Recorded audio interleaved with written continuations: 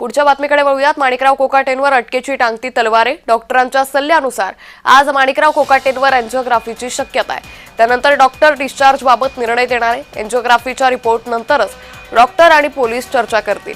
त्यानंतरच अटकेच्या कारवाईची शक्यता आहे। रुग्णालय प्रशासन सूत्रांनी या संदर्भातली माहिती दिली आहे। तर या संदर्भात पुन्हा एकदा जाऊयात आमचे प्रतिनिधी मनोज दाळकर यांच्याकडे।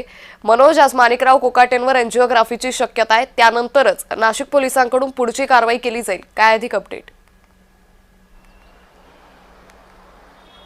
नक्कीच आपण या ठिकाणी 30 वर्षापूर्वी माणिकराव कोकाटे यांनी सदनिकाही घेतली होती आणि या सदनिका प्रकरणी माणिकराव कोकाटे यांच्यावरती अटकेची टांगती तलवार आहे आणि त्यावरती त्यांनी आपण जिल्हा न्यायाधिकाऱ्यांनी त्यांना दोषी ठरवलं होतं या संदर्भात आणि त्यानंतर त्यांनी सत्र न्यायालयामध्ये धाव घेतली होती। या सत्र न्यायालयामध्ये देखील आपण जी जिल्हा सत्र न्यायालयाने कारवाई केली होती ती कायम ठेवलेली आहे आणि त्यानंतर आता माणिकराव कोकाटे यांनी आपण उच्च न्यायालयामध्ये धाव घेतली आहे। पण त्या अगोदर रक्तदाबाच्या त्रासामुळे माणिकराव कोकाटे यांना लीलावती रुग्णालयामध्ये दाखल हे करण्यात आलेलं आहे आणि त्यांच्यावरती आज एंजिओग्राफी ही करण्यात येणार आहे आणि त्यानंतर आपण बघितलं डॉक्टर काय सल्ला देतात यानंतर जो अटक आहे तो या ठिकाणी माणिकराव कोकाटे यांना करण्यात येणार आहे। पण आपण या ठिकाणी बघितलं काल रात्री उशिरा जे नाशिक पोलीस आहेत ते मुंबईमध्ये दाखल झालेले आहेत आणि ते लीलावती रुग्णालयामध्ये देखील आपण बघितलं दाखल झाले आणि त्यांनी डॉक्टरांशी देखील या संदर्भामध्ये चर्चा देखील केलेली आहे आणि आपण बघितलं आज एंजिओग्राफी आहे। तसंच आपण बघितलं आज उच्च न्यायालयामध्ये